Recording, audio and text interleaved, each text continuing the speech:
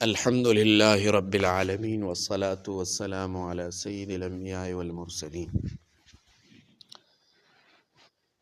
آج ایک کارگزاری آپ لوگوں کو سنانا چاہتا ہوں،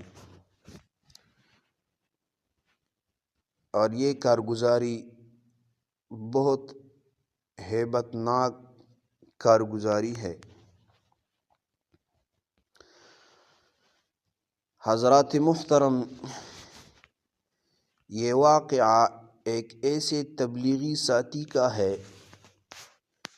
جس کی کارگزاری سن کر دل کانپ جاتا ہے اور ایمان تازہ ہو جاتا ہے۔ ایک مرتبہ جماعت ایک دور دراز پہاڑی علاقے میں نکلی۔ راستہ دشوار، رات گہری اور موسم سخت سرد تھا۔ گاڑی خراب ہو گئی۔ اندھیرا ایسا کہ ہاتھ کو ہاتھ سجائے نہ دے۔ ساتھیوں کے دلوں میں خوف آیا کہ نہ آبادی نظر آتی ہے، نہ روشنی، نہ کوئی سہارا۔ اسی جماعت میں ایک خاموش مزاج، کم بولنے والا تبلیغی ساتھی تھا۔ اس نے نہ شکوہ کیا، نہ گھبراہٹ ظاہر کی، بس اتنا کہا، بھائیو یہ اللہ کا کام ہے اور اللہ کے کام میں خوف کی کوئی جگہ نہیں۔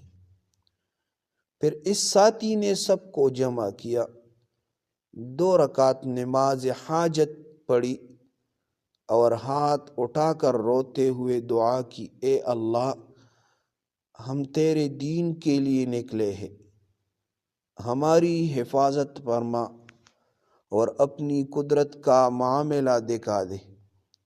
حضرات، دعا ختم بھی نہ ہوئی تھی کہ اچانک دور سے روشنی نظر آئی۔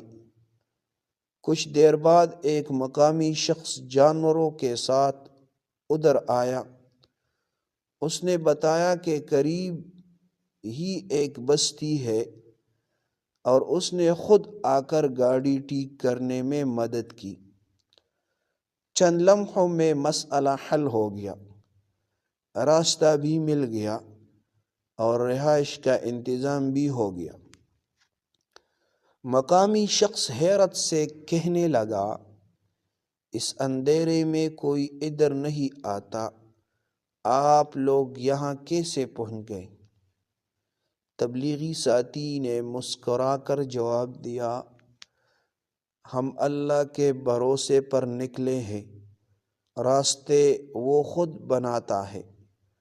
حضرات، یہ کوئی کرامت نہیں، یہ اللہ پر کامل یقین کی برکت ہے۔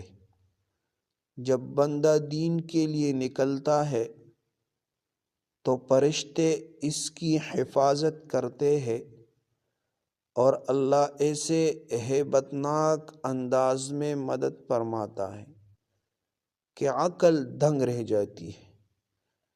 تو اس سے سبق ملا، دین کے کام میں خوف نہیں، یقین چاہیے۔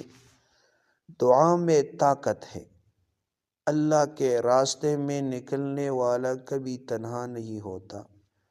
اللہ ہمیں بھی ایسا یقین اور ایسے محنت نصیب فرمائے، آمین ثم آمین۔